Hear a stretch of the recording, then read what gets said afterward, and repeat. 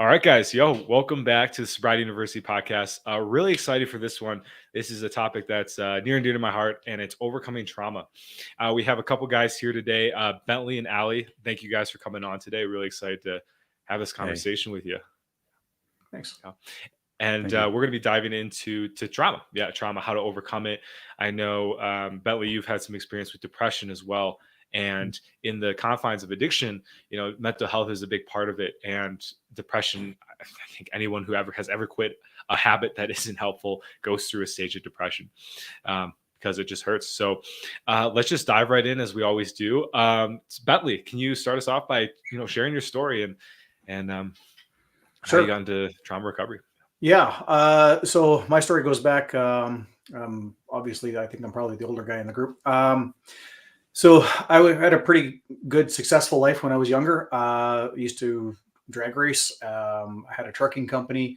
So life was fun, good, and easy. And through the course of work with the trucking company, I always did specialized stuff, hauled very big, massive, oversized equipment and whatnot. And I was in a very remote region. Won't go into real specifics, but I was in a remote region and had a car that lost control, and I hit them head on. So I was approximately 100,000 pounds. Car was about 3,000 pounds. Pretty sure you can do the math. So, and being in the remote region that we were, it was well over an hour before rescue services ever got there. So I was alone with them, with the victims, with all of this for that long. So it was a pretty serious, I went from living like, I was literally the king of my life to, reality right there in front of me. So very tragic loss. And then with that, a lot of responsibility, lawsuits, all that kind of crap that comes along with stuff like that. Just everybody covering their butt. So I was hung out to dry. And, so naturally there's a lot of trauma comes from that. You go from literally being the king of the world to, losing your world and feeling like the entire world is coming down on you. So that was the beginning of, that was the trauma that kind of led to the depression. And, I went through probably a good 20 years to really recover and get through that. There were some ups and downs through there, but all in all, it really took 20 years to come through completely out the other side to finally conquer it.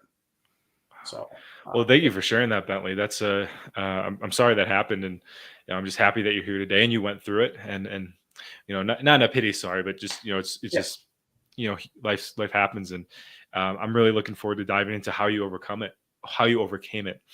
So we have Kevin that just hopped in. So what's up, brother? How you doing? Hey, I'm doing well, guys. How's my mic coming in? This one can be sensitive at times. Does it sound good? Sounds good. Sounds great. Yeah. Okay. Yeah. Sorry it took so long. I just got a new PC because my other one, as soon as I got a 3-screen setup, Karma stepped in for some reason and my motherboard went bad. So I had to buy a new one. So I'm getting everything set up on that. But it was time to upgrade anyways. The one I had was about 10 years old that Band-Aid after Band-Aid after Band-Aid. So finally I just got it pre-built and starting from scratch. But other than that, man, I'm doing great. How are you guys? Really good. We're doing good. Good. Doing good. And we're just kind of diving into Bentley's story here a little bit. I think you heard a little bit about it. I did. So, yes. Yeah. So transitioning back, Bentley, like how did you begin that recovery process? Well, it was a long road, and made a lot of mistakes along the way through it. But one of the biggest things I know when you put out the call for topics and ideas, one of the biggest things that I learned that a lot of people have a very hard time with and a real challenging time when it comes to sobriety, kicking substances. I've got family members who have done that and gone through it. I haven't had that problem myself, but like I said, the trauma and coming through that. One of the hardest things most people have is you feel so alone, and it's that crossing that barrier to put that aside and reach out for help and talk to people. That's one of the biggest things, to try to find yourself somebody that you can actually have a conversation with, that you can open up and put it down, and that trying to find that person or that group of people that you can have those literally unchained conversations and just literally let it all out. So that's above all one of the biggest things. And when did you start that? Because I know I know for me, like it took me a long time to start being willing to talk about the things I was going through. Yeah. Well, I went naturally, of course, with everything that went on. So there was a lot of evaluations and whatnot that went on, and I actually was put into group therapy with some former military guys. It was actually the original version or the original round of the Iraq War. So I was in group therapy with some of the soldiers that came back from that, and even talking with them, they going through the stuff and whatnot. They were like, you kind of got a little bit of a different level of stuff than us. We signed up to be soldiers. We went, we volunteered and signed up to go and do this. You were just doing your job and it happened and you're going to live with the consequences. So, there was a little bit there that kind of made it a little harder. Because I still, even though I was in a group, I still felt like I was a bit of an outcast. And so that was probably one of the things that helped lubricate the slide, so to speak, that let me slide down into that depression as deep as I got. And then it's just been a series of, learning to love myself and forgive myself for something I didn't really do. Like I wasn't at fault. I was never charged with anything. Got sued my ass off, but that's what insurance is for. But insurance, they tried to throw me under the bus, of course, because they wanted to protect themselves, which is always the name of the game. So, the biggest thing was just accepting that this happened to me, but I have a choice in this. And my choice is I can be a victim or I can be a survivor. Yeah. And I just decided I was no longer going to be a victim. It happened to me, but it also happened for me. It gave me a lot of strength. Like people try to rattle me and I just literally laugh at them. It's hilarious. Like you really think you can rattle my psyche with the shit that I've been through? I'll give you a little bit of a hint. Good luck. So, I know that laugh laugh of like, what do you really think you're going to do to me? You can't take me to places that I haven't already been. And then for me, actually, one of the biggest things was a few years ago. Like it's been the last couple of years has really been the largest change for me. But a couple of years ago, I actually helped a friend who was a guy that became a friend he was on the edge of the wall. He was ready to go. He pretty much had resigned himself to that choice. And we had a long conversation and I brought him back, and it's been a big building bonding brotherhood since then. Right. So I realized that, I probably would have known what to say and how to say it and how to be there for him if I hadn't gone through what I went through. So right. as much of a bitch as it was, on the other hand, it gave me the gift to go through it with him and help him. And that's ultimately, that was okay, there's a reason. And so, yeah. That's so powerful, man. Like, like I find too nowadays that the people I connect with most are people that have gone through some shit.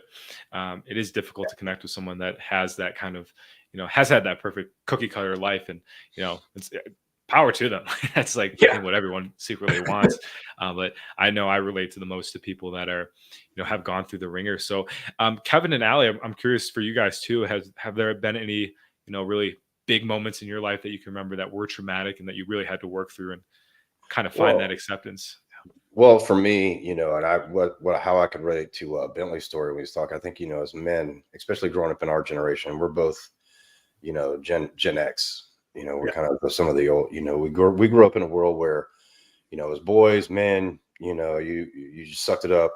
You drove on, you weren't supposed to show emotion, and you weren't supposed to be willing to be vulnerable, especially with somebody you didn't know, so I mean that's a lot of things. And something he said, it's getting to the point where you want to talk to somebody, or finding that somebody that you can talk to that's gonna not give you the how did that make you feel type reaction to them, like paid mental health experts.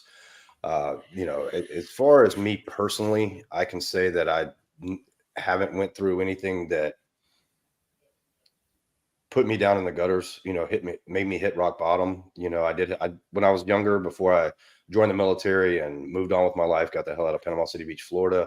I did struggle with addiction, designer type drugs, that kind of stuff. But, the military was my reason to quit all that stuff and leave it behind. I can only imagine what would have happened if I would have stayed in Panama City, because if you're anywhere familiar with it, back in those days, now it's kind of not what it was then, but it was a party town. A lot of college kids came down for spring break, and sometimes our Tuesday nights would be better than most people's New Year's.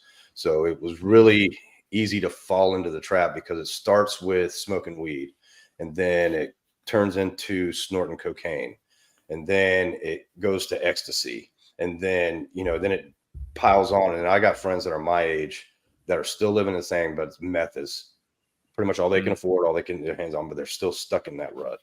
I'd love to be able to go back and help them, but I'm a firm believer, unless they want to help themselves, so I got out of that, but I've been to war twice, 03, 04 Fallujah, 06, 07 Mosul. Now, I wasn't a shooter, and I don't pretend to be one. I was logistics all my time, active duty. Now, 03, 04 Fallujah, we did see some stuff, but when the war first kicked off, I can't compare my experiences for the guys that were kicking indoors, getting shot at on a daily basis, not getting mortared on the base we were at. But I know that's probably more than the average person went through. But then 06, 07 Mosul was totally different. But I do have the life experiences, as most guys. Have been through a divorce. I found that out 2 months before I came home on my second deployment, that my wife was leaving. One thing that made that easy is we didn't have kids. The marriage, we had been together since I was 17, she was 16. It was more of a roommate type situation. And it makes me a firm believer as men, get your life together before you get married, because the high school sweetheart thing, it works out for a lot of people and great for them, but for most it's not. But those are the people that when they get my age, they're bitter at the one. And then since we didn't have kids, we both had careers. She wasn't able to take me through the ringers.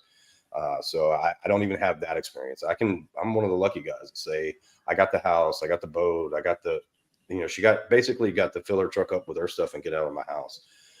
But, I got all the debt that came along with it as well, and lost her income. So it was, it was a trying time, but it was a great learning experience for me as well. I hear the horror stories about the guys that go through divorce and they come home with $7 in their bank account. The wife takes everything. And back in those days, the judges, they always sided with the women. It's not like that anymore around here, but I saw some guys that really had to be on suicide watch because of not what happened to them in Iraq or Afghanistan, but what they came home to find out the wife was sleeping half of Fayetteville, taking all his money, spending it. One guy came home, his ex-wife now had turned one of their spare bedrooms into a closet for all the clothes she had bought while he was gone. And guys are young, stupid, power of attorney. I can trust my wife, and find out they couldn't. But I can honestly say that, I've had some ups and downs in life, but I've never had something that kicked me to rock bottom, knock on wood. But a big reason why I wanted to be a part of this is so I can hear other guys' experience. So if I ever encounter someone else that has those, the way you came through it, who helped you, so I can be a beacon of help as well. Because, like I said in the very beginning, as men, we're taught not to show our feelings, to not get emotional. We don't talk to people. And, and I think there's some pros and cons of both, because if you show your emotions too much, sometimes you learn to depend on the help that you get. And then that becomes more of an addiction than actually bettering yourself. You know what I mean? Wow. 100%. And I've seen a lot of guys like that, guys and girls, but that's why, the saying is true. Women make decisions based on emotion and feelings, and most men make decisions based on logic. And I think that's a great dynamic. Yes. Yeah. And we just had a podcast on this the other day on mental masturbation. And that kind of ties really well into it. Like the searching for help becomes a bit of a compulsion. And then you find the people with so much knowledge, but they just haven't gone out there and implemented any of it. And I was like that for a long time. And as soon as I started doing the work, like I was like, oh, there's results. Like this isn't just like a YouTube video anymore. I kind of got to separate that from that. So Kevin, great message, man. And I'm happy you're here, and I'm happy to connect with you. And I thought you were like your early 30s, so Oh, I I'm appreciate it. total it. No, I just actually turned 45 last week. Okay. So Oh, still young. doing something right. You know, Tish Hanley. I'm sure you've seen the ads. It works. I've been using it for about a year. So, Nice. well, you don't see me. I get that a lot. You know, you don't look that old. Now I always just say because I'm short. Because one thing you'll find out of me, I'm only 5'6", but you know, I mean, I've been short my whole life. So with years of therapy and medication, I finally forgave my parents, and you know, got it. That's it. But I, you know, anytime I'm, you know, get it carded for, you know, buying a bottle of wine or something like that, and they're like, "Oh, you don't like that?" It's just because I'm short. You know, if I was 6'2", I'd look 55, not 45. So, but no, I appreciate it. Yeah. And then Ali, over to you, man. You're a younger guy, like myself. Like what? Yeah, delve So us into your I'm life. actually I'm 42, and Get out. yeah, no, I'm 42. Okay, now I'm jealous Wow. now. Yeah, What are they putting water over there in Australia, man? I don't think it's the water. I think it's the balance between coffee, alcohol, and all the other sedations that go along with it. Is you know, it's all in moderation. Eating healthy is obviously very important. Actually, when I was on my date last night, Professor, I know you were talking about this behind live. She goes to me, she's scared of dying, and I was just like, "What do you mean you're scared of dying? You're 49." And she looks amazing for her age. Like she really, really looks after herself. She has no kids.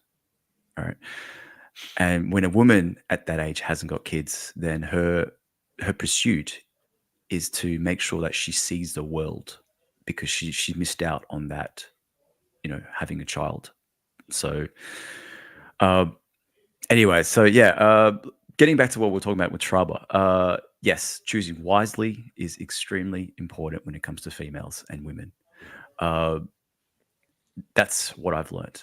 If it wasn't for Rich Cooper's Unplugged Alpha, or discovering Rich Cooper's channel, I would not be here with you guys at the moment. That was like 4.5, 5 years ago. And for me, it was actually being with a woman who kept on pushing me until I realized that she checked out. And all I was trying to do was trying to work out what is going on. Why can't we move to the next level? And so I checked out.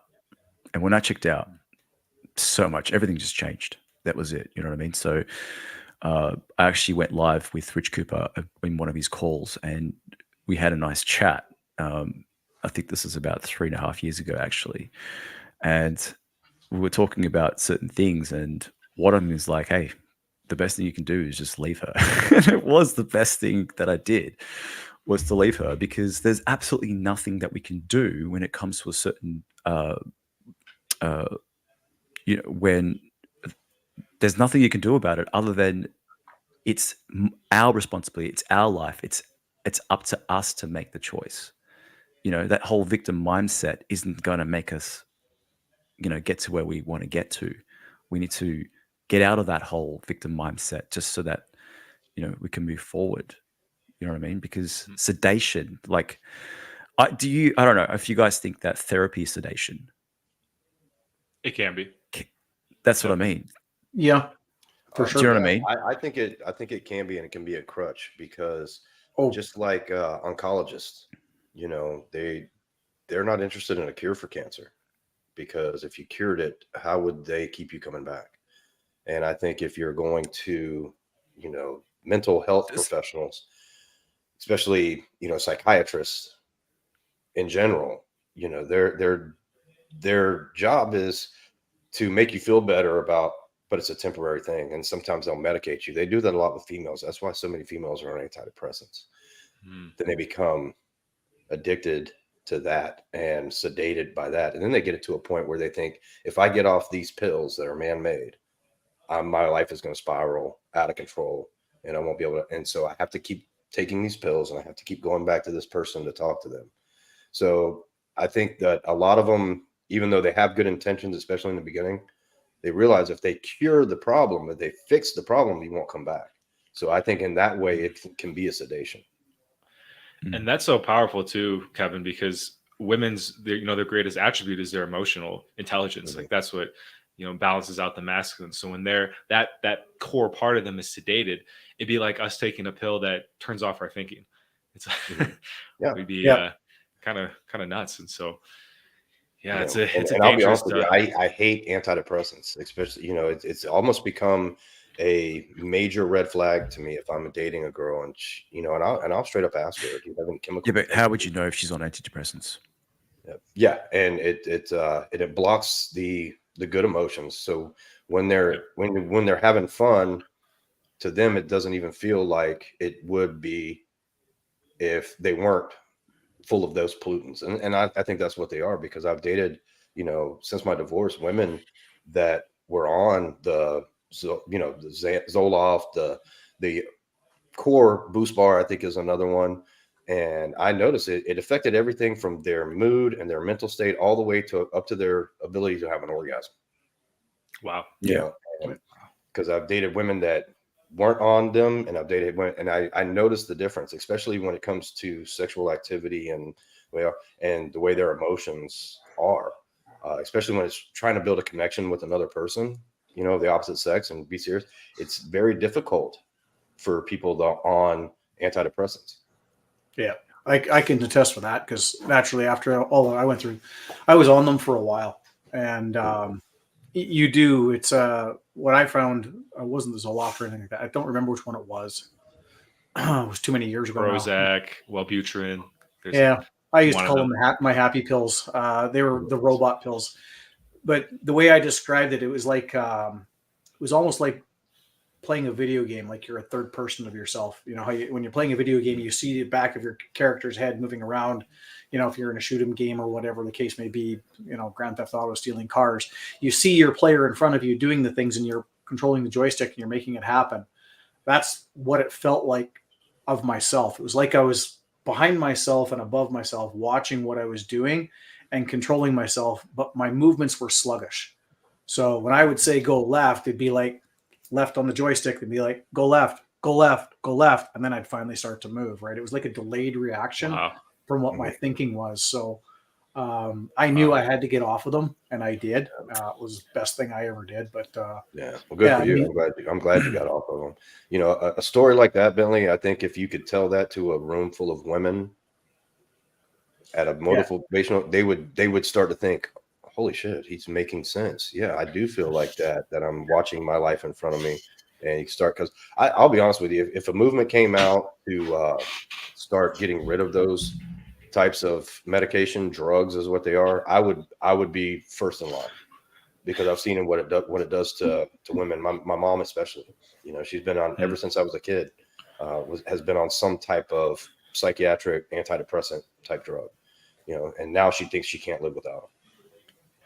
And it's tough because she might not be able to. Like there Yeah. just might be too many years and not enough of having connected with her emotions to be able to actually do that. And so I'm with you, Bentley. I got off as soon as I started hearing that they weren't good for you. And I think they can be helpful for a time. I will say that. Like if oh you're yeah, in a real shit spot, like they can get you out of that rut. But then you get to that point where I like couldn't feel my emotions anymore, and it was like I did all this work. I want to enjoy life, and I wasn't having any joy. It was that like 3D effect that you're just kind of watching yourself, which is exhausting. What Yes. I've realized when it comes down to taking a substance to take you to a different status or different level of consciousness, the only way to actually, in my theory, is to change your environment. That includes the people Mm, where you live, the city, everything. You need to change that whole aspect. Once you've changed it, you have to physically change yourself to go with the new surroundings. Mhm. I really like So that. yeah, that's for that's what sure. I've realized. So that's when I left her. Um, I went to paradise. I went to where the best beaches are. There's dolphins in the water. The temperature of the water in the beach was 25 degrees, which is like almost bath water. You know what I mean? Yeah, Um, Again, changing your environment where you live and everything can actually make a huge difference in the next level of life. You know what I mean? These sedations, again, when it comes to governments, hospitals, all of those, the circle of the system that we're in, Okay. They've made it so that you are stuck on where you are when it comes to mortgages, your home, your work, and all of these things really, really put you in a certain level where, like, shit, do I have to see that person again? Do I have to go to this place again? And they make you forget that you do have a choice. Everyone has a choice. And we sometimes, these people, women and men, we all forget. We've forgotten, you know, and that's to do with the system and the sedations that they put us on, because they want those mortgages to be paid. They want those accounts to be, paid all the time. You know what I mean? So that's something that I've actually realized. I think you brought It's up a good point there. Like, when something happens, it's like I was talking to my dad not too long ago, because when he retired, he moved from Florida to North Carolina to be closer to me, which is normally the other way around. People retire, they move to Florida, but he already lived there. And I told him, I said, Dad, if you still live in the same house, you still have the same friends, you still do the same thing, and you quote unquote retire, you're not really retiring. You're just quitting work, and you might wither away and die. But you want to move up here, start another chapter. So if you do Yes. go through a traumatic event, I think you brought up a good point. It's important. I mean, it doesn't mean you have to pull up and move across the country, but change something about your surroundings. Because like I was saying earlier about if I was still living in Panama City, I would be by the same place that, hey, we used to go smoke weed when we'd skip school. Or, I remember one time we were, snorting cocaine at that hotel. There's all those things that bring back those memories. But when you remove yourself out of that, it helps you move on, and it helps you start over, start a better life, start a new life, however you want to say it. But I think you brought up a great point about removing yourself from that environment. And that's the first step to moving on. Yeah, and a big part of absolutely. your environment is also your circle. Yeah. So that was the catalyst, one of the catalysts towards the end, like I said, of finding the friend that I helped come back from his very deep dark place of his depression. Right, is I started surrounding myself with people who are positive. So I'm a known negativity zone. Like, if you're going to be in my life, if you're going through a hard time and you need a hand up, I will absolutely help somebody out. I'm not going to leave them behind, because I've been there. I know what that's like. But if you're going to come in to try and, be negative Nancy and drain it, be a complete drain on things, you're not going to be around for very long. I surround myself with positive people. And we always look to build each other up, be better versions of ourselves and everything, health, fitness, finance, girls, if that's their thing, whatever you're into, whatever your thing is. So, and enjoying your time. Like, I live near the mountains. So my thing for my relaxation, I get on the motorcycle. I go hit the mountains and take my dog, who's sitting on the, can hear her scratching back there. We go hit the mountains and we go for a hike and spend our time out there. And it's your environment. Definitely. You're absolutely right on that, Kevin. You gotta, if you're in that bad place, you've got to remove yourself from it. You don't necessarily have to move across the country, but maybe you find your new regular places, your new circle of people, because you can't, if you're going to reach out for help, you can't reach out to the same people that are in the same problem place. You need Yes. to reach out to Exactly. people who have got themselves out of that problem place, because they'll help you get out. Right. Oh, 100%. Yeah. My mentor, he's from Australia, and I met him through an addiction meeting. And he's like, he really helped me see that getting out of America is going to be very helpful for me. So I made that whole, cross country move, and it's just been life changing. Like, I find that when I'm in the same place where I got sober from, there's a lot of memories that come up. And I think, it's been good because I could face them, right? Like, I didn't want to run from them, but it got to the point where I was living in that loop that you guys are talking about, that, doing the same thing every day. And it was exhausting. And Day. that can be working all day, like, paying the bills. And you're just like, man, like, I'm running out. Like, there's a lot of life, but at the same time, it's very short. So I'm in Mexico City now. It's just been a complete game changer. Like, I'm surrounded by a buddy, Jaron, who you all know, who's, on his mission every day. And it's, it's just lifting me up and making me think about things differently. I did want to say too that, to find that group of guys that could maybe be of that service to you, we do have the Men of Now community, and all four of us are a part of it. D'Angelo, who's tuning in, what's up, brother? He's part of it as well as like Alex, Jared, and all those guys who are not here today. Josh as well. And, we'd love to have you in there to connect on this stuff. Like, this is what I think we're all passionate about, is helping each other grow, being able to share our wisdom and our knowledge, and it's, and in turn learn. So, guys, if that is something that you think could be a benefit to your life, I highly recommend to check it out. It's only $50 a month. And so it's very affordable. I know some groups can be $1,000, $2,000, $5,000. It's like, no, we're not doing that. No hierarchies either. Like, we're all equal here. We're all coming on even playing grounds to learn and get better. So we'd love to have you in. And if you have any questions, you can reach out to any one of us on our Instagrams and connect if you have any questions and stuff like that. So the last thing I wanted to do, and Bentley, I really like your point about part of getting through trauma is finding those things that, you can do to take your mind off some of the, the hardships of life. And before we dive into that, I did want to share that this supplement here, it's called curcumin. However you do that, it helped me get off antidepressants. So it's something I really recommend. It's a really strong Okay. Yeah. What it is, it's a concentrated turmeric. So it's like a very high potency anti-inflammatory. Yeah. And there are studies on curcumin that they do studies with, like Prozac and Zoloft. And they find that, people that take this versus the Zoloft feel better after a certain amount of time. So this one has been super powerful for me. I have videos on my channel as well about supplements, so check those out. I think supplementation is huge for mental health and getting out of depression. Got to be supplementing with the stuff we just don't get in food. So we'll do a whole stream on that someday. Bentley, absolutely, definitely for supplementing and a big thing for me, and probably for anybody in all reality, is get on your fitness. Like, I used to be a 250-pound fat guy. I've taken some time off. I hurt myself about 1.5 years ago, so I'm just starting to get back at it. But I take a lot of turmeric when I'm bodybuilding because the DOMs are real. You hurt everywhere every day, and so you need that anti-inflammatory to bring it down. That kind of makes sense. I like that.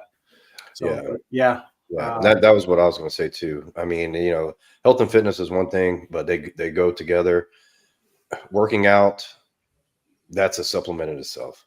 Releasing those endorphins, getting that part. I mean, where sometimes, you hit a point. A lot of people stop when they start to hit that point because they think they're gonna pass out or something like that. But when you make that breakthrough where you release enough endorphins, where you actually get almost an intoxication out of it, that's when the gym becomes a lifestyle, not just a hobby or definitely a chore.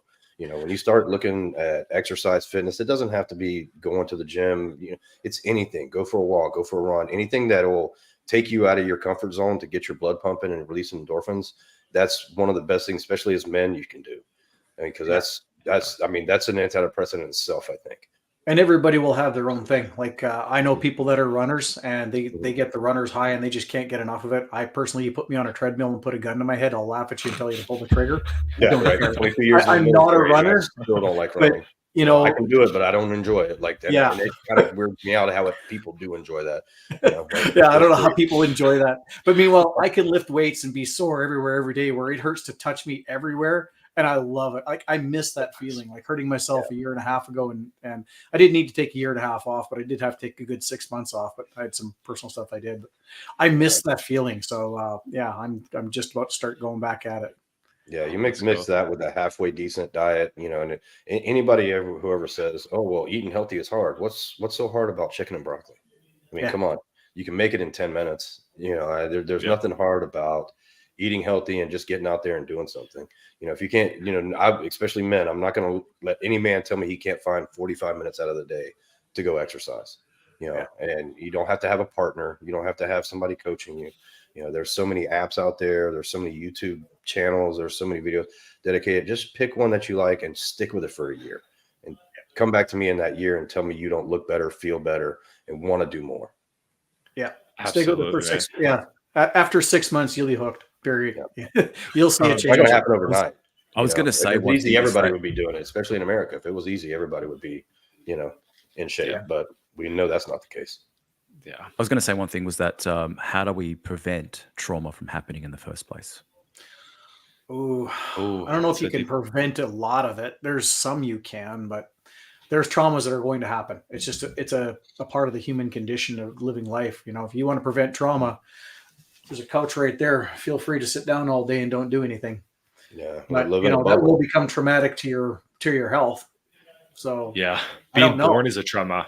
Like the minute you Yeah. come out, like Yeah, we right. start off as a traumatized state. Depending upon our parents and if they were emotionally available at the time, that dictates whether that becomes a In deep the and 80s great and or 90s, deep. yeah, good luck with that. But, you know, Ali, I'm not to joke about it. You know, something you said earlier about when you were with your long term, and that you finally found somebody that gave you courage just to leave, just get out. Yeah. For men, especially when there's marriage involved, there's things to lose. We will stay in a bad relationship way longer than we need to. And so that way, when we leave, it might not be as emotionally traumatic, but then it could be financially traumatic, you know, of course, Mhm. emotionally traumatic, but it can, I mean, nowadays your life can be ruined.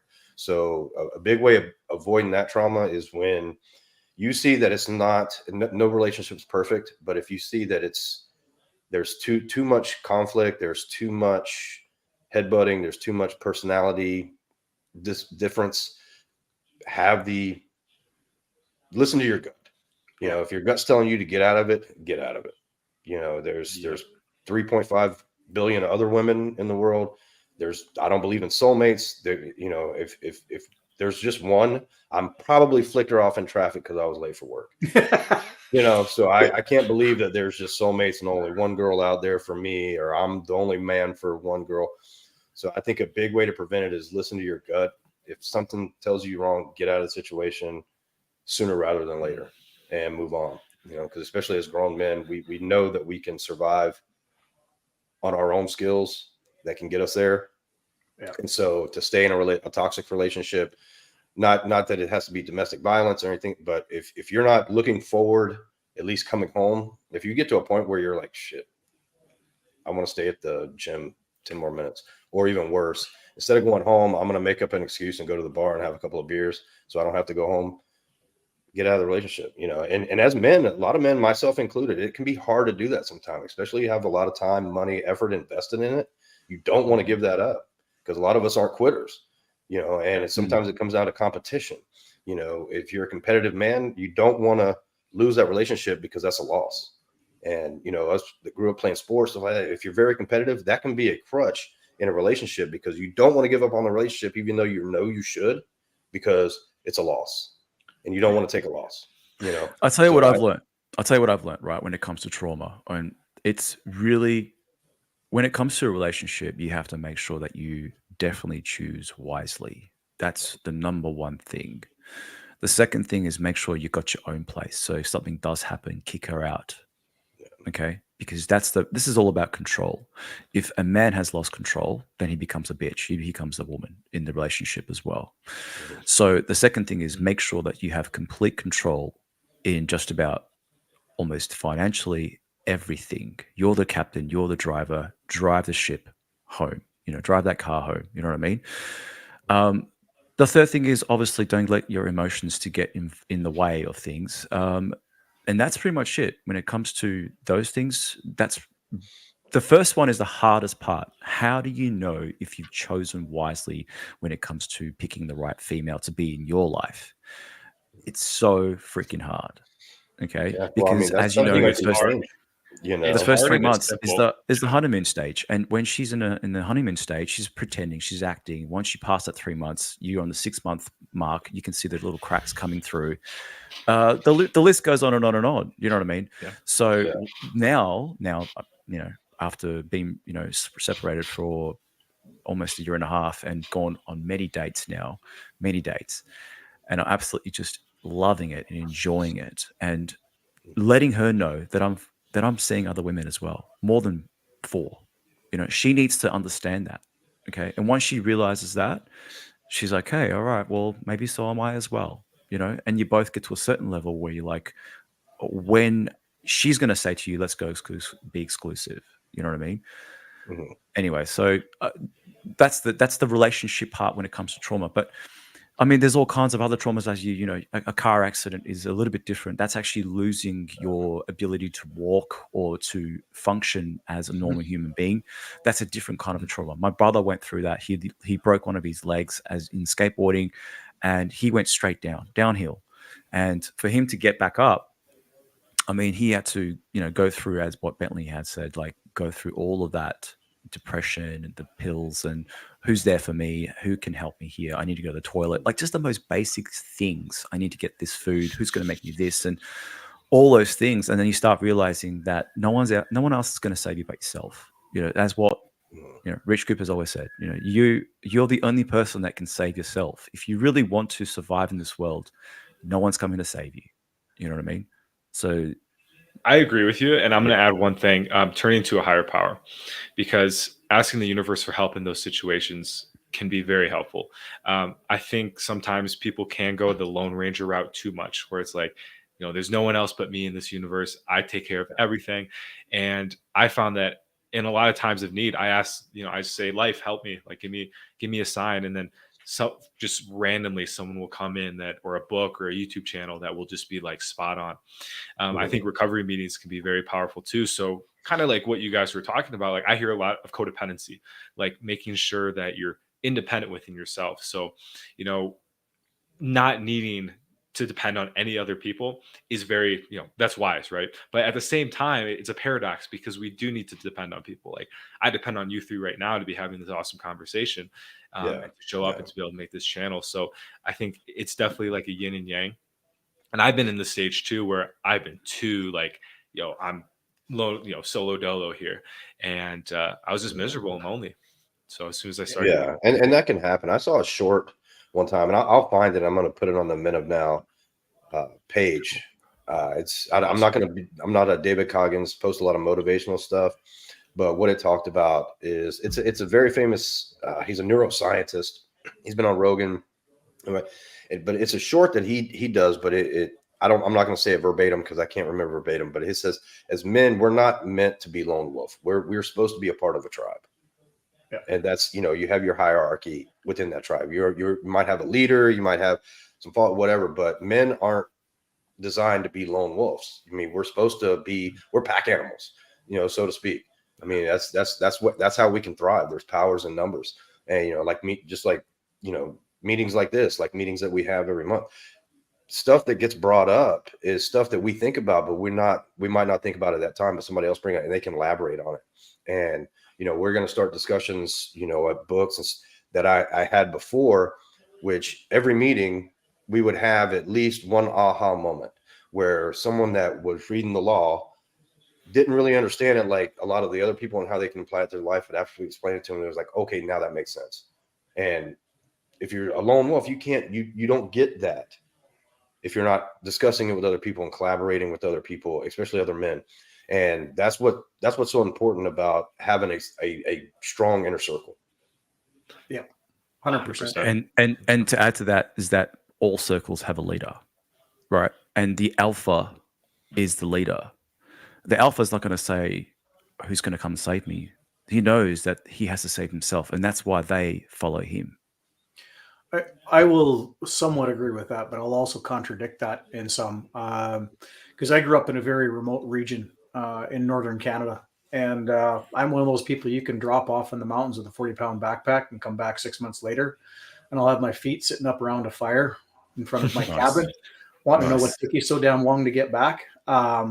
So I have that ability, but there's another side to it. I'll leave you with this one: is no empire was ever built by a man who isolated himself. Mm-hmm.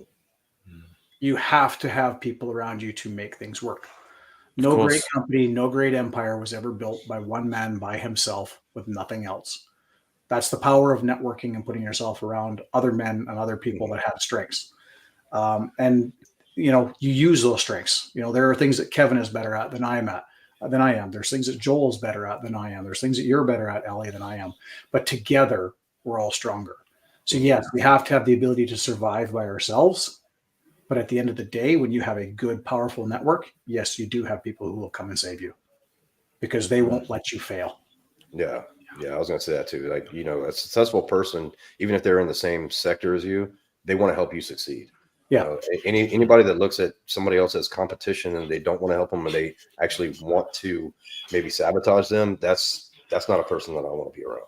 And No. one thing you'll learn about me, Ali, I know we've only had a couple. I hate labels. I hate alpha label. I hate beta label. I hate sigma label. I hate red pill. I hate blue pill. I hate all that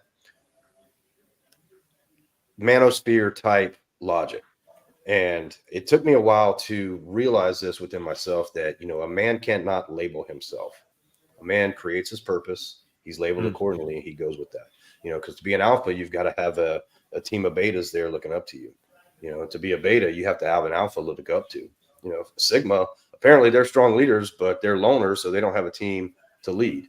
Red pill has this philosophy, blue pill has this philosophy. Now there's purple, black, all that, so how it's compounding. That's why I don't believe in labels. I don't want anybody to label me to hurt my intentions or my purpose. But if somebody does label me, I gave them a reason to. You know what I mean?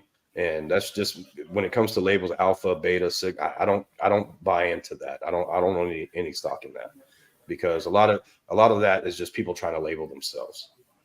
Yeah, a true leader that also knows when to step back and let somebody else lead, because in this particular portion of the journey, that other person is actually more skilled at what we're going through. So they're a better person to be in front. A true leader will do that. They'll put the right person in charge at the right time. That's what a true leader will do. Oh yeah. I was thinking the same thing, right? Like in the spirit of like the alpha, beta, whatever, like everyone can be an alpha in a certain situation, and everyone can also be in the beta. And it's interesting because the word beta is actually wrong in the red pill space. So beta is actually someone who can successfully follow an alpha. So betas are very like important, and obviously quote unquote, because I'm with you, Kevin. Like I don't focus too much on the labels.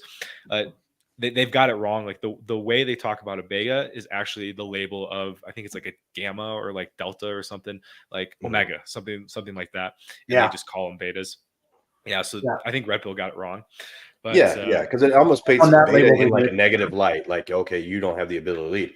But look at it like this. Like look at any professional team.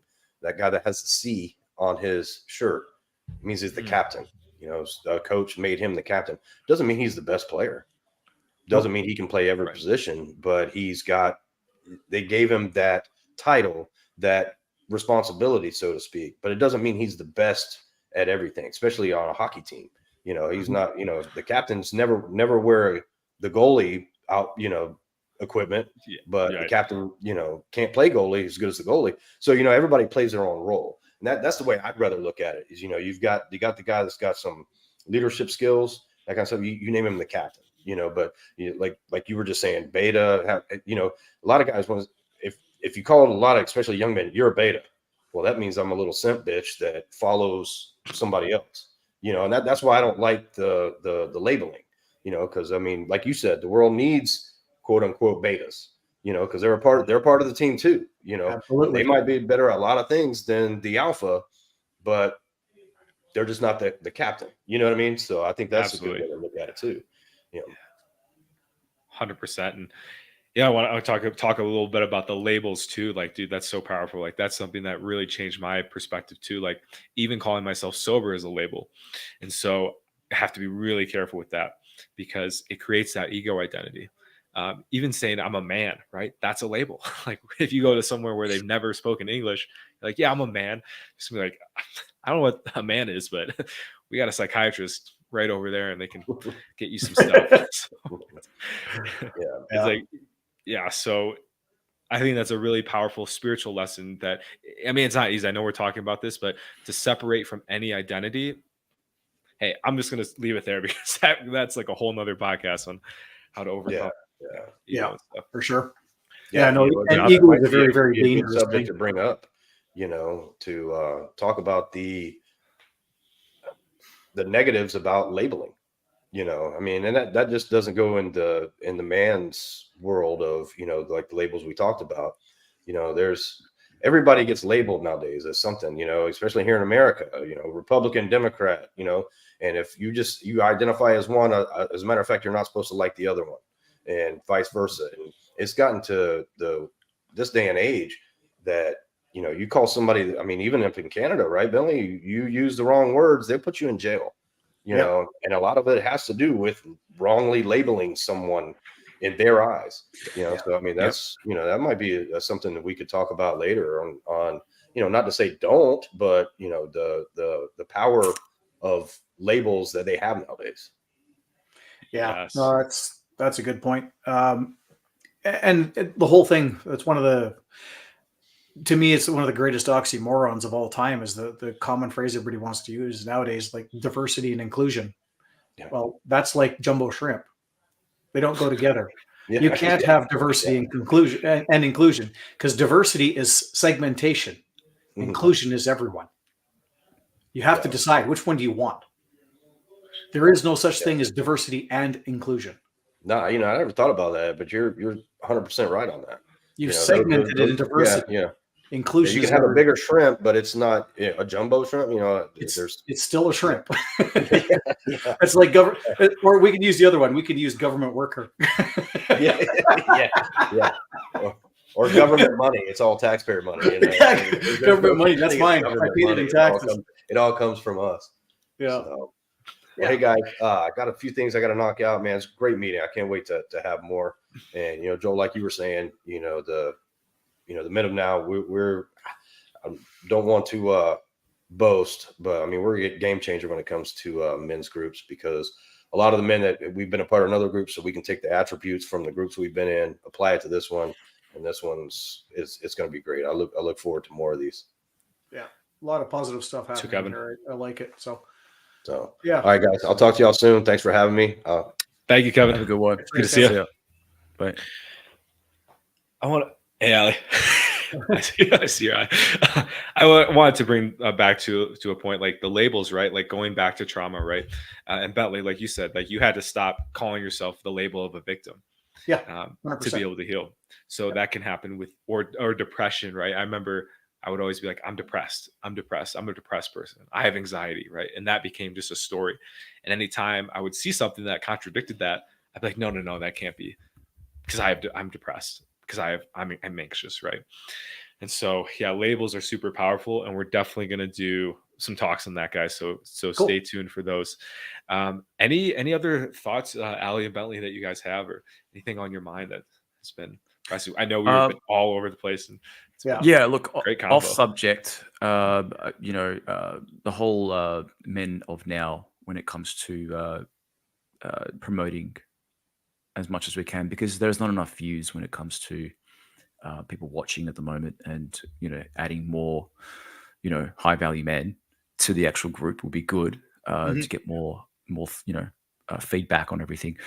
The affiliate link that Alex has made, I want to promote that on another channel of mine, as much as I can, so that we can get more men in. I mean, the thing is that if we do, anyway, that's what I want. I'm working on that just for now. The other thing I was going to say was that when I go out in public and do my podcasts, right, there's a lot of things that I have to bring back a little bit when it comes to people accepting the truth when it comes to what we are talking about, because they're so brainwashed with mainstream media's way of thinking, that some of the stuff that I'll bring up will most likely not make them happy. Trigger, right? And trigger so warning. it is a bit of a trigger warning. Other than that, the other thing I was going to say was that CEOs. Yep. So one person will control the company at the end of the day. Yes, absolutely. And, right. Alex and is teaching me a bit about this. Yeah. So keep going. One person controls the company. So while everyone else around the meeting table is just a beta. I guess. So you got the alpha, you got the beta. I think what's important though to remember too is that all those betas then are alphas within their own respective. You mean a network of people within that network and network? I get what you're saying. That. Yeah. But still, ultimately, in my eyes, there's always going to be one leader, no matter for wherever you go, whatever you're going to do, wherever you're going to be. There's going to be one person in that village or group country that's going to be at the top. Look at Putin. You know what I mean? The president, Mhm. the dictators of the world. You know what I mean? And it's all about, if they can kill, if they have the threats, if they have that power of actually destroying something, then that's where people start going, all right, so I need to back off because he's much more powerful than me. When you go to the gym, there's always going to be someone more stronger than you. When you go to the bank, there's always going to be someone more richer than you. Yeah. Do you get what I'm trying to say? That's what I'm trying to I say. do. When it comes to Yeah. Okay. that whole part of someone who's always next to you is going to be higher than you. Someone out there is going to be much more richer than Jeff Bezos. Someone out there is going to Yeah. be much more richer than Elon Musk. And the risk on, we just don't know who the fuck that person is. Mhm. That's what I'm trying to No- say. Okay. I get you. I totally agree with you. Like, it's like, I think we're all right. Like we're all seeing it from different angles, and absolutely. And I'm curious. Like, so do you think, like, then, like, let's say you're hanging out with a buddy, like maybe in dating he's the alpha, right? Because he knows Mhm. more, he's better looking.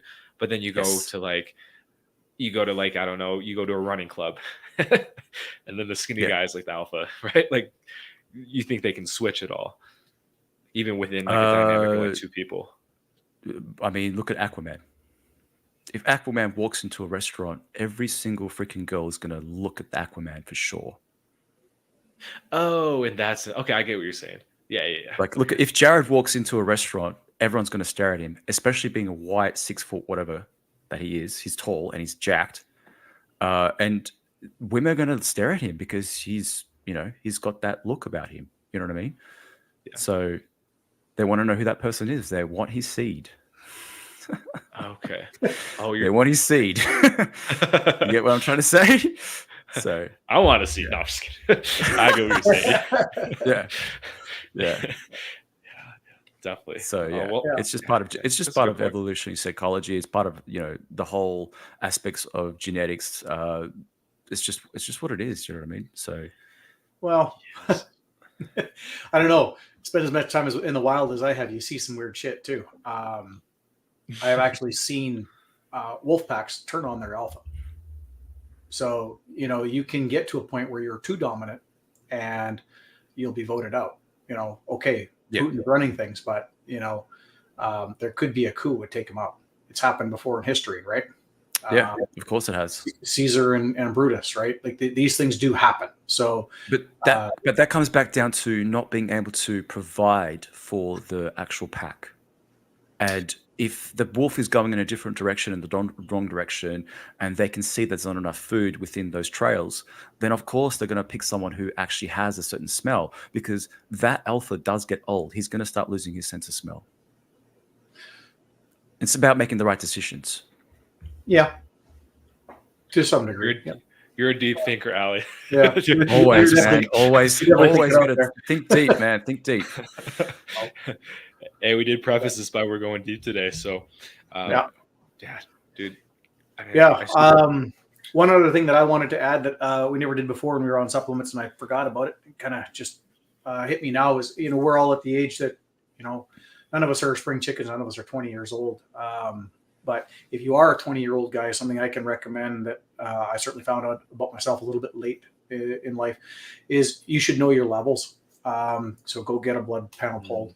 Find out what your testosterone levels, your hormone levels are. You should know all of that because that does make a massive difference. It did for me. Part of coming through is I had some testing done and found out how low I was, and we raised those levels up. And there was a serious shift with that alone. And you add that to the stuff that I went through at the same time, and it was a compound effect. But it's one of those things where as you get on in life and as you age, your natural hormone levels are going to slowly start to drop, and you'll lose like 1% a week and you won't notice it. And then if you do discover it and you get it brought back up, it'll be a large shift up. You'll really notice the change. It'll be one of those things where you didn't even know how bad you felt until you felt good. Dude. And it can be really shocking.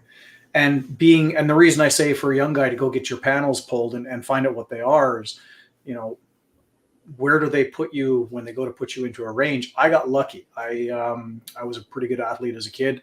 I actually played hockey for Hockey Canada. And so when they found out for me, they actually found an old blood panel that was pulled when I was 17 years old, because they actually measure testosterone levels in athletes when they're looking for draft, because it can determine competitiveness levels. So it's one of the things that they actually use. So we actually had something when I was 17 for some God knows unknown strange reason. So we knew where to put me. And I was in the top 5% of people at that time at my age group.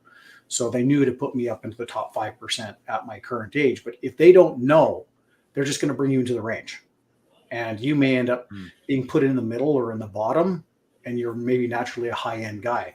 Or vice versa. You might be naturally a low person.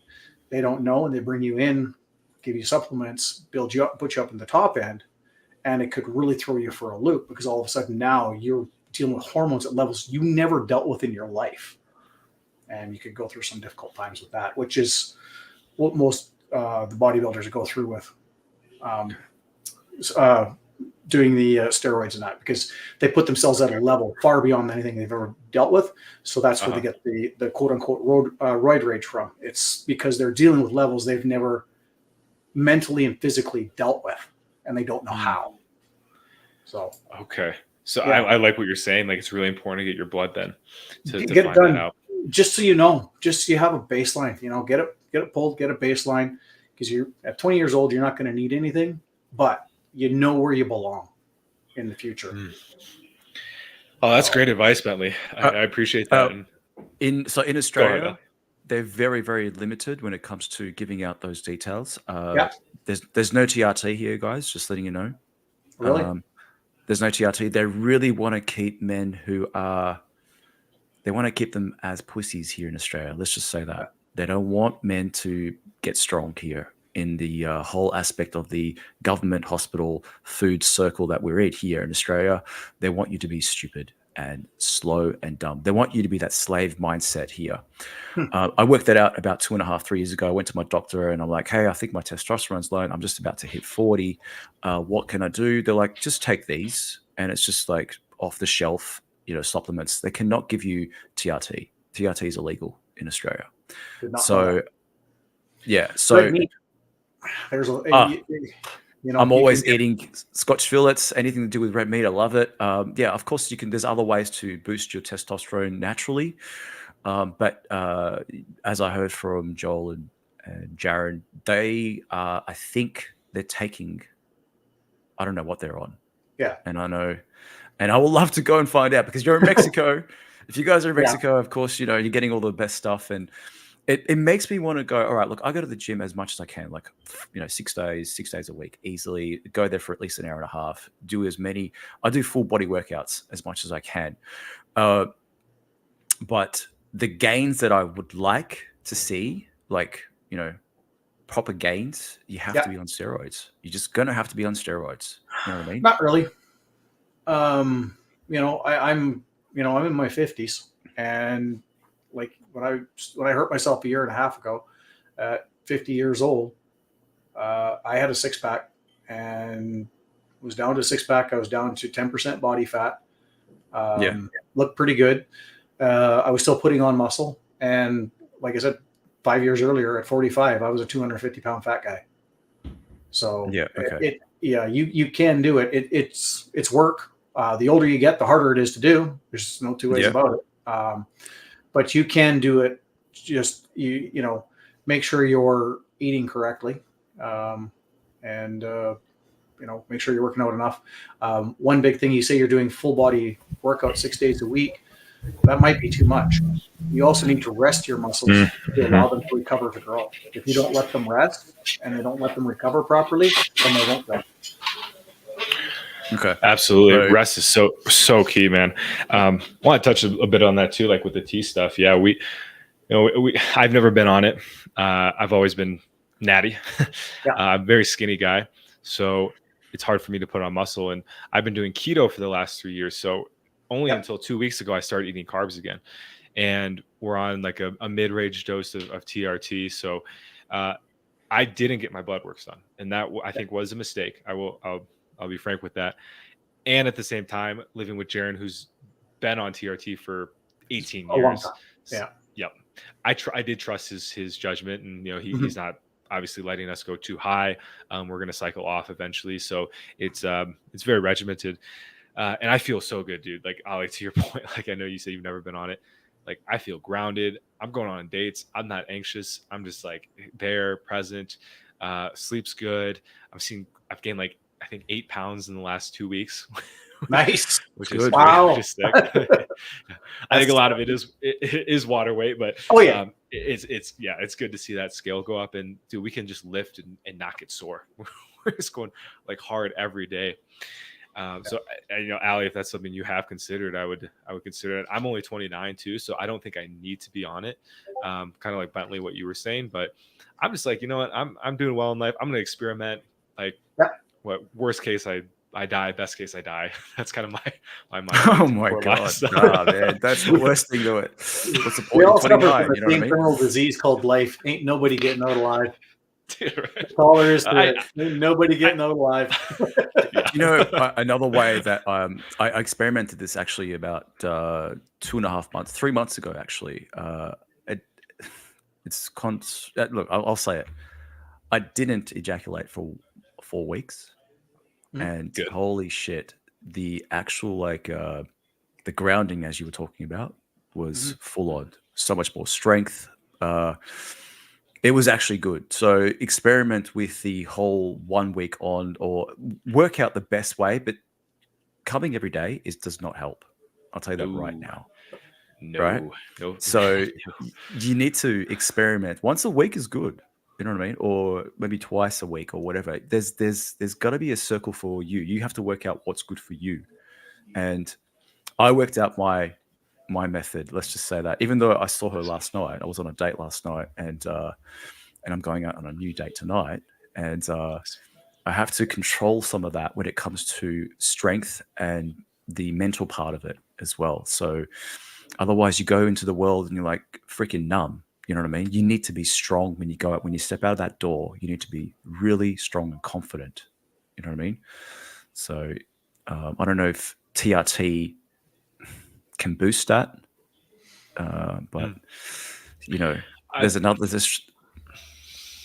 Yeah, I like what you're saying about the no fap stuff. Like, yeah, when I go a few days without cranking it, I'm just like, or having sex, it's just like focus is there. You're just walking around like you don't care anymore. You just don't care because you're so within yourself.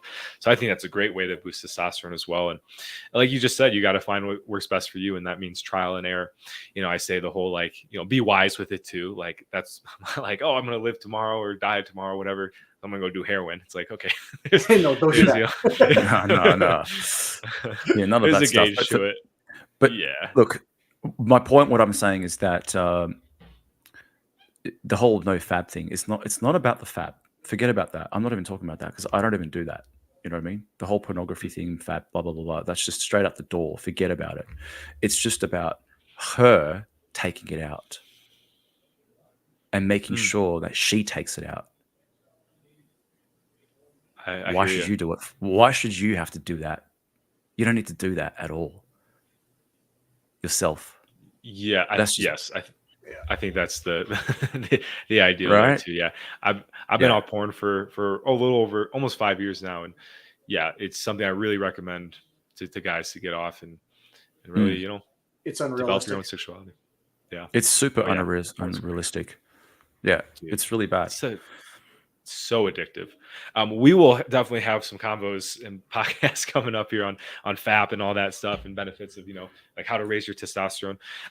We are coming up to time here, so I will wrap with a couple of things here. Back to the supplements and testosterone. There's 2 I do take on a regular basis. 3 actually. One is DIM, super powerful. If you guys don't know what it does, basically we have a certain amount. How does it? Okay, this one's with estrogen, so it reduces the amount of estrogen that's available. So very helpful. And then we have boron. We only are able to use a certain percentage of testosterone we have. I think it's like 10% or something. Like, correct me if I'm wrong on that for sure. And basically, it allows us to use a little bit more. So it gives a little extra boost. There's one more I have in the cupboard here. It's called DHEA. DHEA. DHEA. Yeah. I Yeah. just started taking it. Do you know what that does? Actually, I don't remember anymore. I went down the biohacking thing, God, about 10 years ago, and I got onto it, and I've forgotten. I know what I take. I have my 20 some pills I take every day. Yep. I'm in Canada. It gets dark. Like, it's already dark here at like 5 o'clock in the afternoon this time of the year for us. So I take a shitload of vitamin D at this time of the year. I take 15,000 units of vitamin D at this time of the year because we just don't get the sunlight. So, that's one thing I can tell you. Another thing for your mental health and your overall happiness, well-being is vitamin D, which you get from the sun.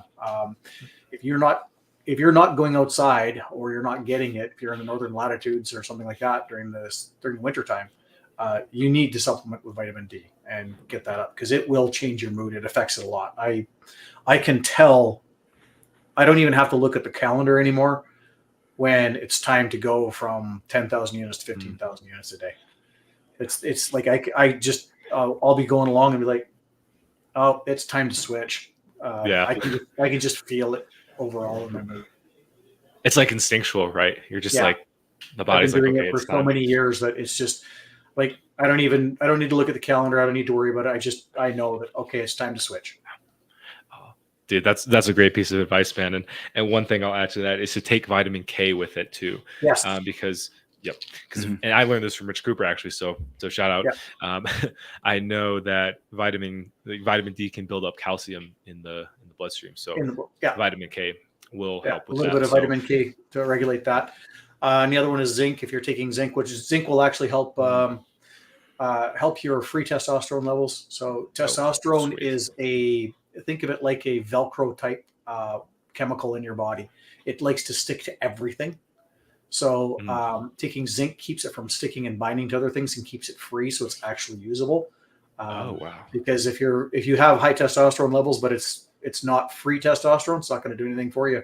It's stuck to something else. It can't be used. Okay. So you need to keep it Thank free. you, Bentley.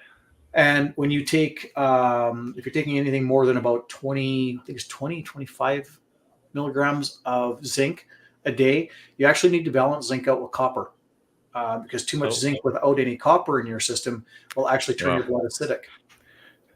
Like, what I was going to say was, guys, that if you have to take certain supplements for whatever reasons, like let's just say vitamin D, change your environment. Yeah.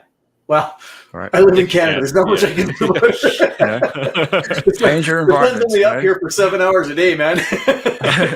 So that you don't have to take those supplements at all, and just focus on actually being outside, being in the sun, and get the true form factor of the actual, the rays. You know what I mean? The vitamin D naturally is always going to be the best. You know what I mean? Instead of taking supplements and certain things.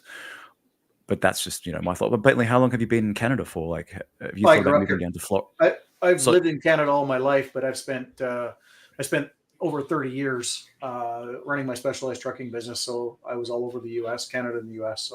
So can you run it from Florida? Oh God, run my business from Florida. I can, but I'm Canadian. I can't be down there for more than 6 months.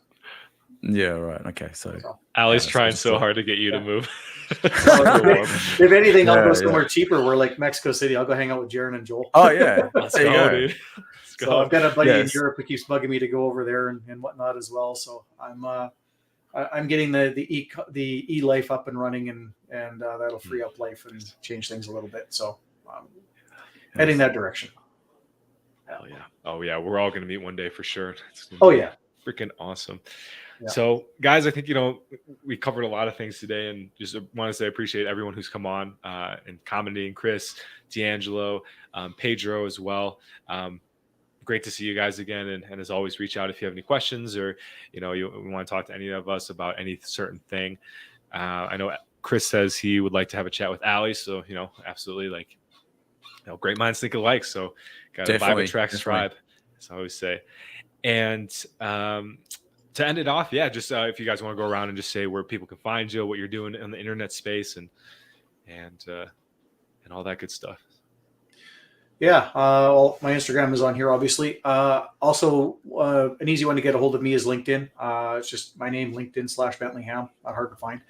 I'm a business to business specialist, and doing what I did gave me the opportunity. I was on the road for over 8,000 days in my life. So that's given me the opportunity to walk through the doors of probably well over, we did some math, and conservatively, I've walked through the doors of well over 20,000 businesses in my life.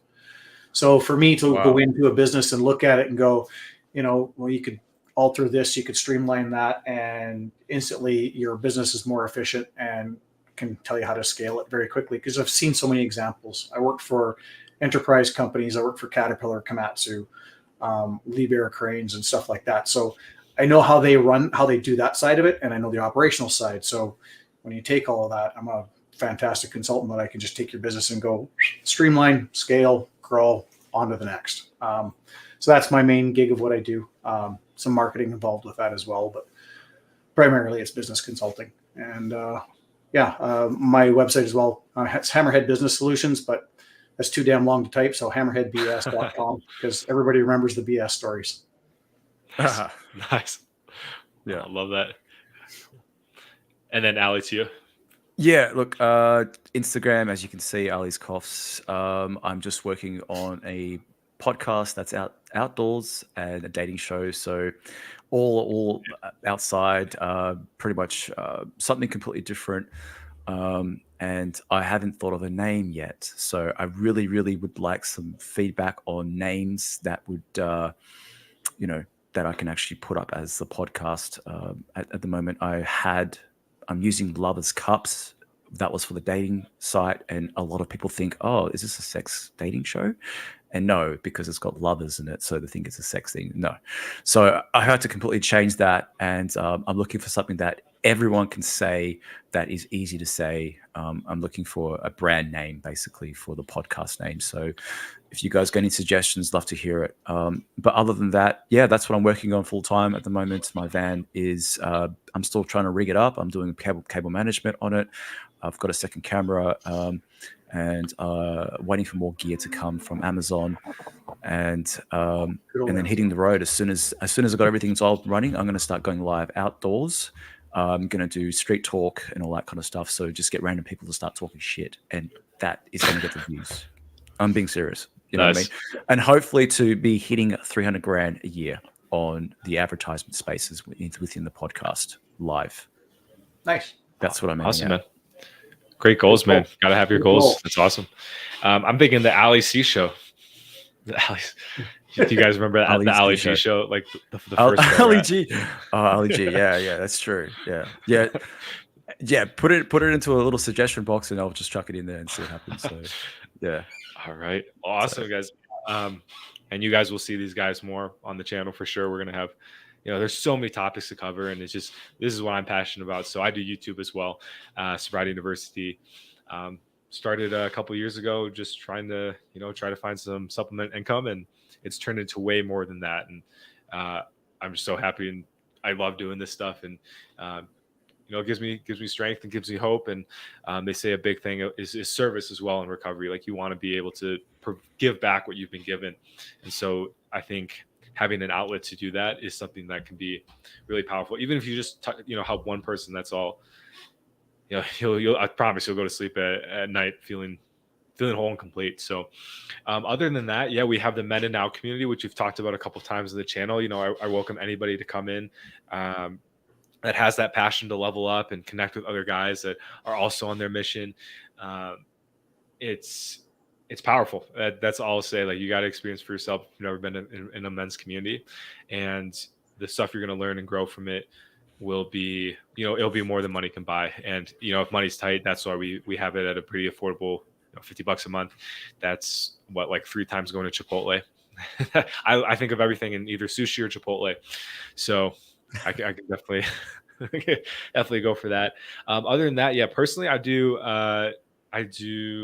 some video editing as well. So we have a service that helps you reach bigger people on YouTube and helps grow your brand and kind of do the thing that you do. Most people that do YouTube don't want to do, which is video edit. I love doing it, so I'm fine with it.